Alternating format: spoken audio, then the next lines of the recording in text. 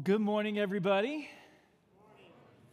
We are beginning a brand new sermon series today, and I'm going to be honest with you. If you would ask my staff, they would probably say this is the most nervous they've ever seen me for a sermon series. And the reason that they would say it's the most nervous that I've ever been for a sermon series is because I told them this is the most nervous I've ever been for a sermon series. So here over the next several weeks, we're going to look at relationships and we're going to look at marriage.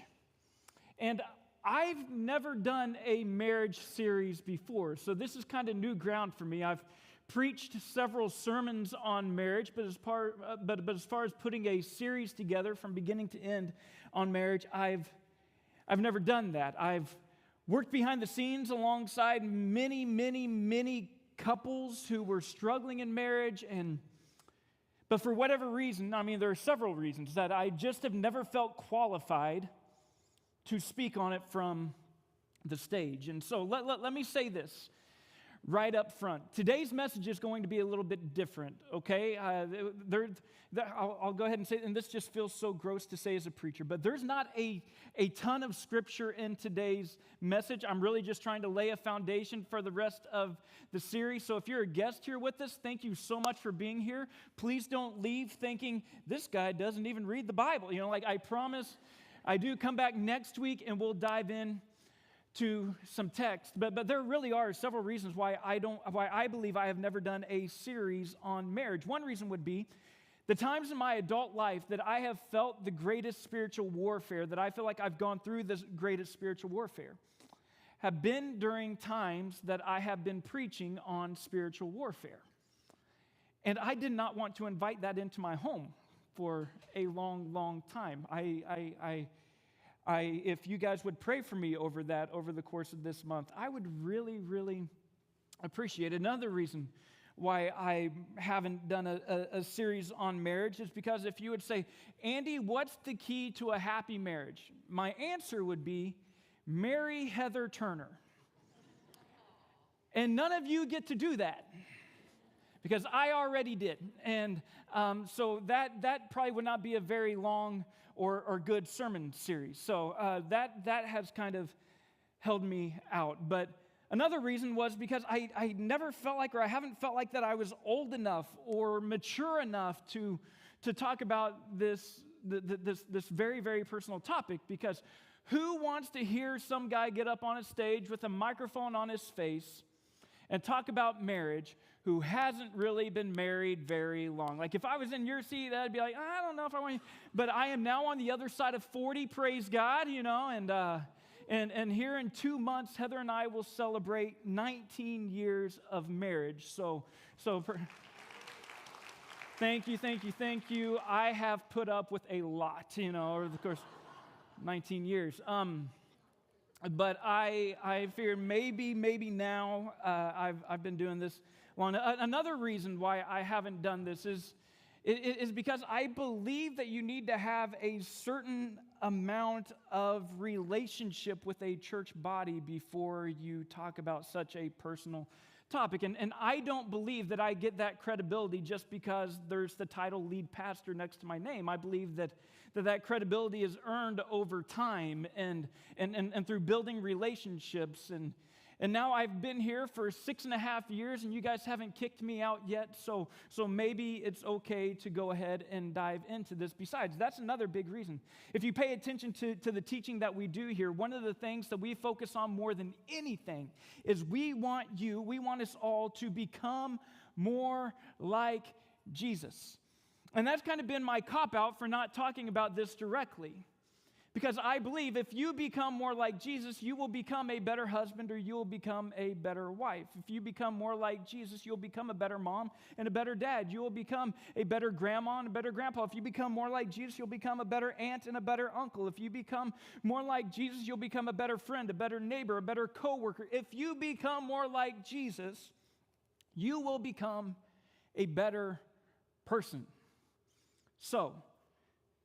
But probably the biggest reason I have not jumped into this series yet is because I know that not everybody in here is married. And I know that for some of you, it is a choice not to be married. And I know that for some of you, it was not your choice not to be married. I know that for some of you, the reason you're not married is because of a great tragedy. I know for some of you that the topic of marriage is just very, very hurtful. And the last thing that I want to do is hurt you. And so we've tried as we put this series together. Our hope is that no matter where you are in life, that this can still be a series that you can learn from. That if you are married, this is a series for you. If you were one day married but are no longer married, but in the back of your mind think maybe once again you will become married, this series is for you. If you are currently in a relationship and you think that one day this relationship may lead to marriage, this series is for you. If you are too young to really be thinking about marriage, but again, maybe one day way, way, way down the road, marriage will be in your future, this series is for you. And then this is kind of the catch-all. If you know somebody who is married, if you love somebody who is married, if you are able to speak into the life of somebody who may be going through marital problems, then this series is also for you. And so the question must be asked, well, why now? Why do I feel like that this is the right time? And honestly, I don't know if it's from the pandemic. I don't know if it's coming out of the pandemic. Early on in the pandemic, you heard so many stories about husbands and wives fighting because they were not used to spending that amount of time together. And I don't know what it is that's taking place, but it just feels like everywhere that we turn right now, that there's some sort of let's call them growing pains in people's relationships, some sort of struggle in people's relationships. And so it just felt like that maybe this was the right time. And in addition to that, we have a lot of young couples here who may have marriage in their not too distant future. And so my goal is to try and give us some sort of handles on how to live a life and how to have a marriage that is full. Because there is nothing in my more than 20 years of ministry that has broken my heart more than the times that I've sat in a room with people that I love who tell me that things are not going well at home. There's nothing more painful. Though that's one of the things that I am not able to leave at work. I'm really good at leaving stuff at work. But whenever I hear those stories, those are the things that I cannot leave at work, that they go with me. I cannot compartmentalize that away because there is nothing like the pain of marital strife. And unfortunately, too many of you know that pain far too intimately.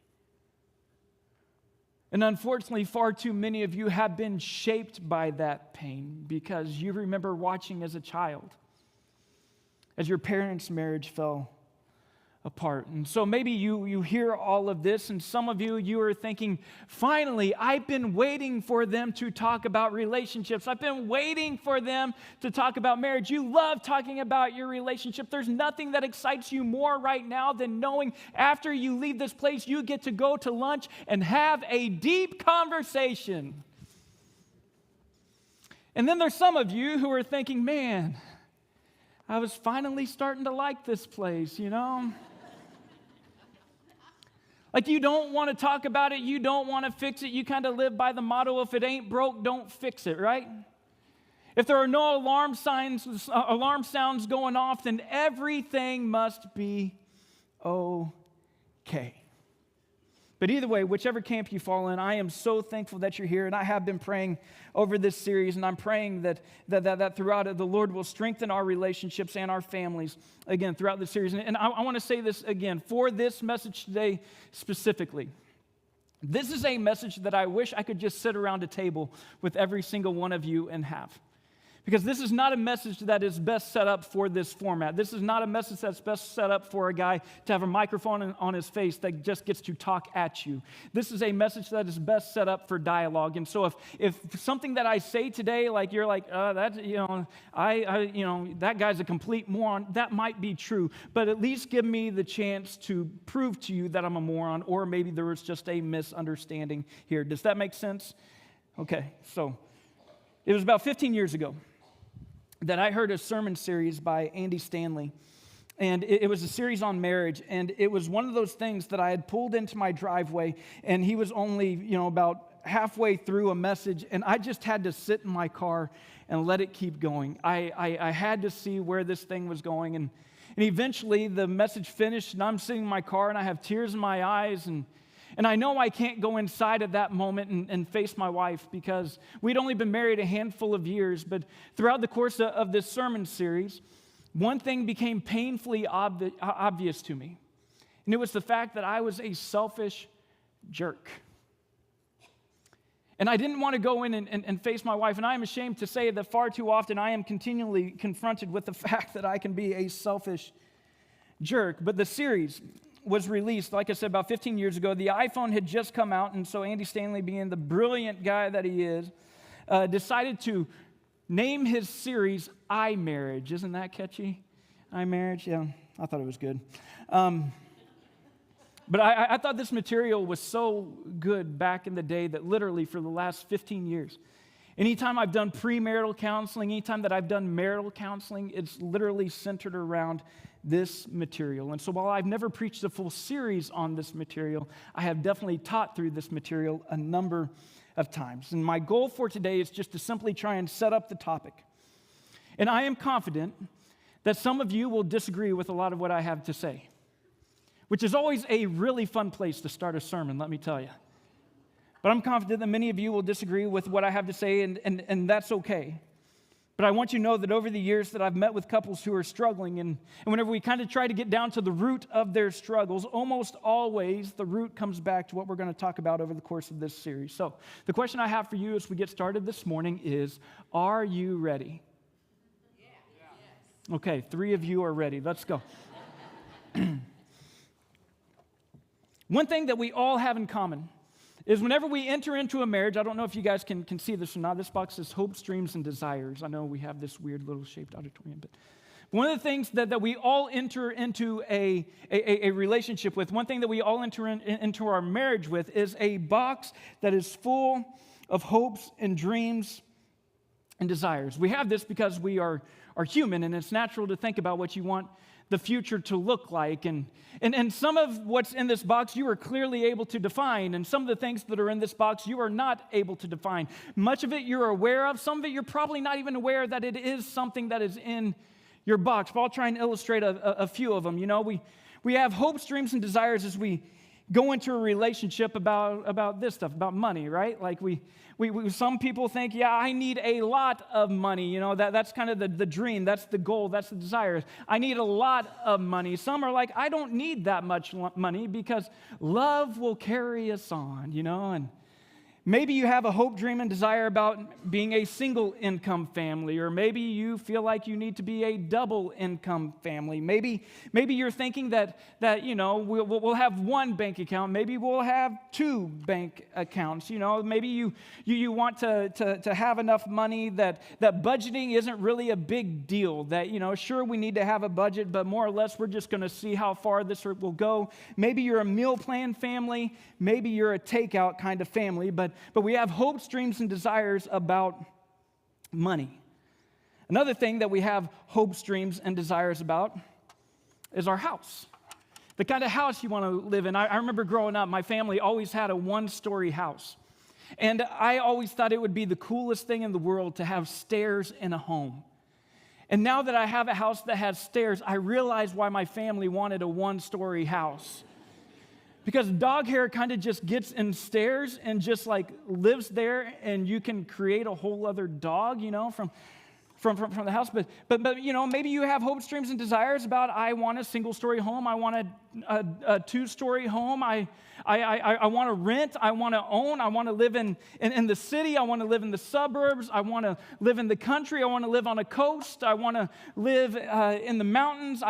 I want to live in the plains. I want my kids to be able to have their own room. I want my kids to be able to have to share a room. I want a craft room, or I want a play room, or I want a man cave. You have all the hopes, the dreams, and the desires. You have this thing, and man, this thing becomes so important in marriage. Just this idea of the calendar and a clock. You have the way that you spend your time. If I were guessing, some of the very first fights that many of you probably had with your spouse were either over money or holidays. Money or holidays, and maybe you're the really generous spouse and you're thinking, honey, I only need to spend 3 holidays with my family. As long as I can spend Christmas and Thanksgiving and Easter with my family, you can have the rest. You can have Flag Day, you can have St. Patrick's Day, the 4th of July, all of those are for you. I just need 3. You go through and you think about, travel. Everybody has dreams about how they want to travel. Do they want to see the world, or are they happy just seeing their backyard? Are we okay in this region? Do we want to travel to the coast? Do we want to travel to the mountains? Do we want to stay in the United States, or do we want to go abroad? And then, of course, everybody has hopes, dreams, and desires about children. Maybe you grew up with a sibling and you thought, I don't want my kids to have a sibling, and so we just need one of these. Or maybe you grew up as an only child and you thought, I don't want my kid to be an only child, so I want to make sure that there's more. And then maybe your first 3 were girls. And so you thought, we might as well give it another go and see if we can finally get the little boy, And then you have the really fun things, the things that you dream about all the time. Like chores, Nobody wants to do chores, but they have to be done. You're thinking, well, somebody will handle the inside chores, somebody will handle the outside chores, and then others of you are thinking, well, I thought that's why we had kids, so we didn't have to worry about those things. You have hopes, dreams, and desires about the kind of transportation that you have. I want something that's fun. I want something that's fast. Or I want something that's a little more practical, And I love talking to young couples and young families after they've had like their first kid or something like that. And they all say the same thing. Oh, I'll never get a minivan.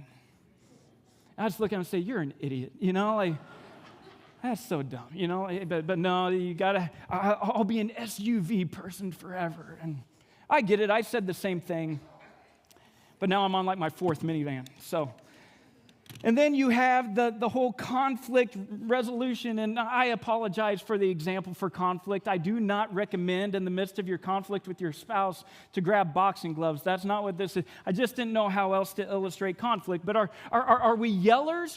Is that how we do? Are we people who just get everything off of our chest, or are we people who need to separate and go for a drive and spend time, and time out, and then think about things, and then come back and have a discussion? And then, of course, you have the hopes, the dreams, and the desires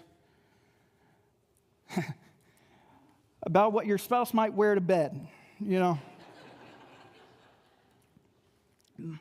They're thinking, oh, well, they love me. They just want me to be comfortable. And so there's this. If somebody wants this, you can pay me for it. I'll give it to you.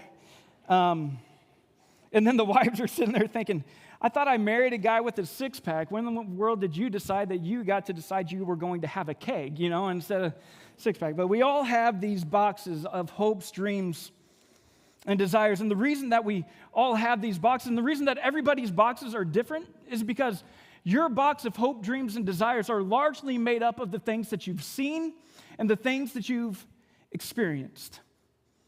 Some of you grew up in a family to where you looked at your parents and you're like, that's the gold standard. That's exactly what I want my relationship with my wife, with my spouse, with my husband. That's exactly what I want it to look like one day. Maybe it wasn't your parents. Maybe it was a friend's parents. Maybe it was a youth pastor and his wife. But at the same time, some of you grew up in homes that was full of dysfunction. And whenever you think back on the way that you grew up, you didn't learn what you wanted from your family, but instead you learned what you wanted to avoid from your family. But through all that you see and all that you experience, you are constantly building your box. You are figuring out things that you want to recreate, and you're identifying things that you want to avoid, but it all comes together to make up your box. But here's where the tension comes in.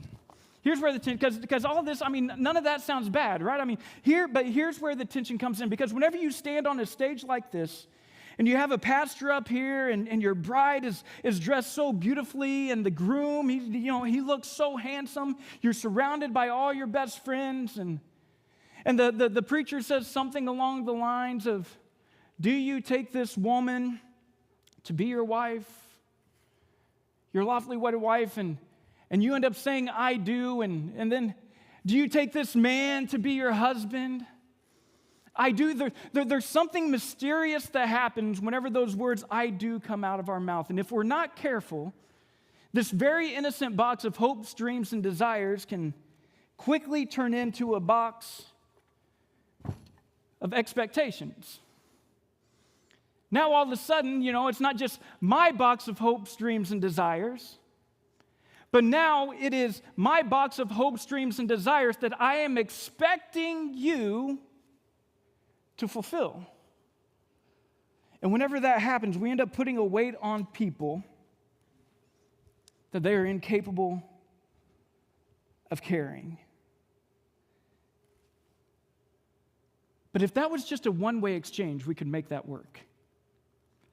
But the problem is it's a two-way exchange, to where you have the wife, the woman has her very innocent box of hopes, dreams, and desires, and she's handing it to her husband, and the husband's taking his very innocent box of hopes, dreams, and desires, and he's handing it to his wife, and then you end up with this incredible tension, because what happens when the two boxes collide?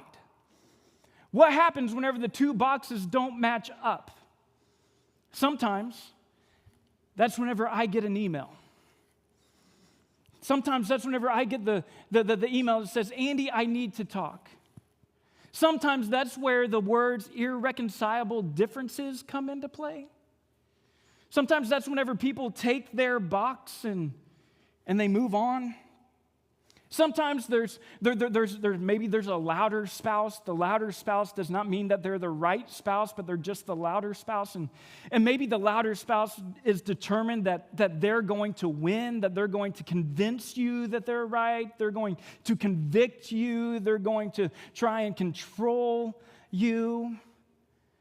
Maybe there's times where one spouse will decide that I'm just going to conform, that they will leave their box in order to keep the peace. And while that may be able to work for a bit, we all know that doing away with who we are is not the answer, but probably the most popular answer is that we try to compromise.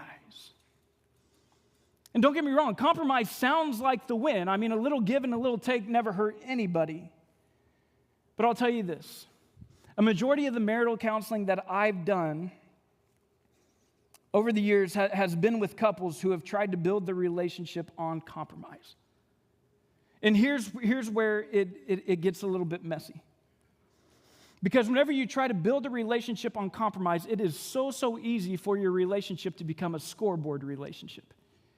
To where all of a sudden there's a scoreboard in every single room of your house, to where it's like, well, you did this, so now I get to go do that. You bought this, so I get to go buy that. You went there, so now I'm going to go here.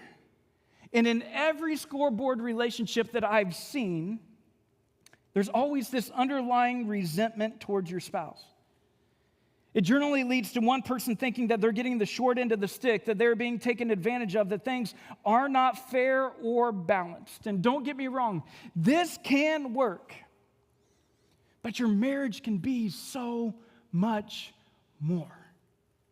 Listen, as Jesus followers, the goal for our marriage is not for it to simply work. The goal for our marriage is for it to be a light to the world. That whenever the world looks at our marriage, they see a picture of the way that Jesus loves the church. That's the goal. That's so much more than just having a marriage that that works. And so we when we hand our box to our spouse and say, here you go, this is yours now. Now go make it happen. We allow our hopes, our dreams, and our desires to become expectations. When we allow that to happen, we slowly slide from a covenant relationship, which marriage is, and we slowly move into a contract relationship. We move from a covenant relationship into a debt-debtor relationship. We move from a covenant relationship into a you owe me relationship. And I know that we live in a world that's full of expectations. You go to your job and either you're giving expectations or you have expectations, and in most cases, probably both. With your kids, you have expectations. With your electric company and with your mortgage company, you have expectations. But your relationship with your spouse is meant to be so much more and experience so much more intimacy and gratitude than any of those other relationships. Think about it like this. How much appreciation do you show someone when they do exactly what you tell them to do? The answer? 0. Why? Because they're just doing what they're supposed to do. That is a dangerous mindset that can make its way into a marriage. How much gratitude do you show when someone pays you what they owe you? They owe you $20 and they give you $20. How much gratitude do you show that person? Very little. Why?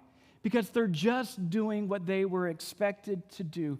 Expectations erode gratitude and intimacy. I have an example here. This is what I got after paying my mortgage last month. You can read it. Hi, Andrew. That's my real name. We've received your payment for your loan. Thank you. And every month, whenever I get that email, I cannot tell you how loved and appreciated that I feel. I mean, come on, that's not the kind of relationship that we want to have with our spouse. You did what you were supposed to do, so that's that. So it brings up the question, what do we do with this box? What do we do with our hopes and our dreams and our desires? And this is where I know that some of you are going to push back. And again, that's okay. I wish we were around a table. But the answer is, you keep them in the box. You keep your hopes, your dreams, and your desires in the box, because anything else is expecting someone else to carry a weight that they were never meant to carry. I love this quote from Andy Stanley, and I probably should have just said this quote, and we could have been done like 30 minutes ago, so that's my bad. But I love this quote so much. He says, happy couples know that they owe each other everything, but they expect nothing in return. I'm going to say that again because that's pretty powerful. Happy couples know that they owe each other everything, but they expect nothing in return. And maybe you hear that and you're thinking, well, Andy, that doesn't make sense. And my response would be, exactly. You're right, it doesn't. But whenever you look at the happiest couples that you know, isn't there something about their relationship that just doesn't make sense? I mean, they're so steady no matter what's going on. They're so joyful even in the midst of great pain, and they're just so at peace. But I believe that the reason that I love this teaching so much, and I believe the reason that it impacted me so much all those years ago, is because whenever I look at the person of Jesus, whenever I look at the story of the New Testament, I believe that this teaching comes straight from the heart of Jesus. And this is what we do talk about here on a very regular basis. The night that Jesus was betrayed, he gathers around with his disciples, the very disciples that he knows, every single one of them within a matter of hours are going to abandon him. He knows that one of them have already sold him out for 30 pieces of silver, yet Jesus comes up into the upper room, he takes off his outer robe, he fills a bowl full of water, and he goes and he washes his disciples' dirty, nasty, stinky feet. And then he said these words. He said, "A new command I give you, Love one another, just as I have loved you, so you must love one another. I mean, just think about what would it look like if we just took this one simple teaching and dropped it square in the middle of each and every one of our marriages. Love your spouse, love your husband, love your wife, just as Jesus has loved you. I promise you would begin to serve each other more. I promise you'd begin to care for each other more. I promise you'd begin to listen more. I promise you'd begin to strive for the well-being of the other a little bit more. The Apostle Paul, he gives us such a similar teaching. I mean, just think if we applied this to our marriage, Philippians 2. Therefore, if you have any encouragement from being united with Christ, if any comfort from his love, if any common sharing in the Spirit, if any tenderness and compassion, then make my joy complete by being like-minded, having the same love, being one in spirit and of one mind. And then verse 3, this is a marriage verse. Do nothing out of selfish ambition or vain conceit, but rather in humility consider others, consider your spouse better than yourself. Then verse 5, this verse is just so beautiful. In your relationships with one another, have the same attitude, have the same mindset as Christ Jesus. And as we long to apply this to every area of our lives, as we continually strive to become more like Jesus, may we never neglect applying this to the most important human relationship most of us will ever have. It is so crazy whenever you think about this world, whenever you think about your life, the people that you claim to love the most are the ones who see the ugliest side of you. But if that's true, which I believe it is, I'll speak for me. It is for me. You guys can speak for yourself. If that's true, may the people that we claim to love the most also see us more clearly than anybody else, striving to become more like Jesus. So as we close out this morning, I have a little bit of homework for you. And before those of you who love talking about relationships get too excited with the homework, this is homework for you, not your spouse, okay? But I want you just to think about these 3 questions over the course of this week. Question number 1. What does your spouse owe you? What does your spouse owe you? Question number 2. What's in your box? What's in your box of hopes and dreams and desires? And question number 3, and this is a big one.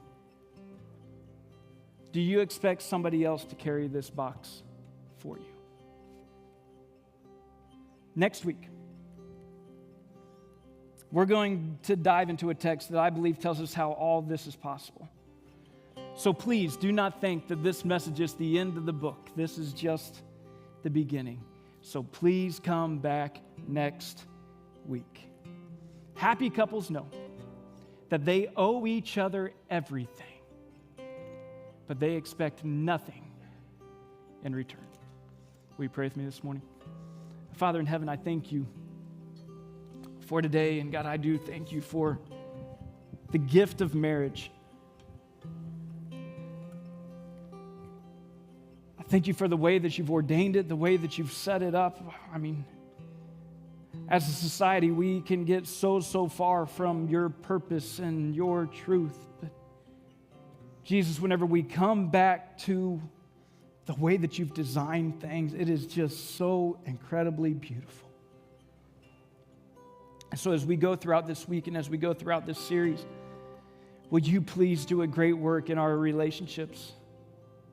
May they become stronger than they've ever been before. Will you help us look to to honor you and to honor you by honoring our spouse.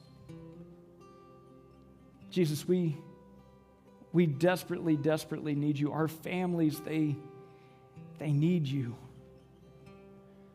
So please do great things in and among us, Jesus. We love you, and in your name we pray. Amen. So right now we're going to move into our time of invitation and communion. As always, we have our tables up here at the front and tables back at the back. And whenever you think about marriage, it really does exist. I mean, this is what the Apostle Paul, and we'll get into some of this next week, or in the weeks to come, but your marriage really does exist to be a light to the world. And it makes sense, right? And that's why I believe that this part of our service is so important for family. That's why I love it whenever we see families gather around the room and pray together, because that's what it's all about. If we're going to say that the resurrection of Jesus Christ is the foundation of our lives, then just by association, that means that the resurrection of Jesus Christ must be the foundation of our marriage and of our family. So I want to encourage you as you take communion today to remember that if you're with your family, take communion together, love on each other together, because this is the foundation of it all. If you need prayer today, I'll be up here, Daniel will be up here, and we would love to have the opportunity to pray with you. I know that there have been marriages that have been hurting greatly. Man, please don't allow the evil one to try and tell you that this is just bogus and that this isn't for you. Take the steps necessary. Take the steps you need to have the marriage that God desires for you to have. So if you would, go ahead and stand and come as we sing.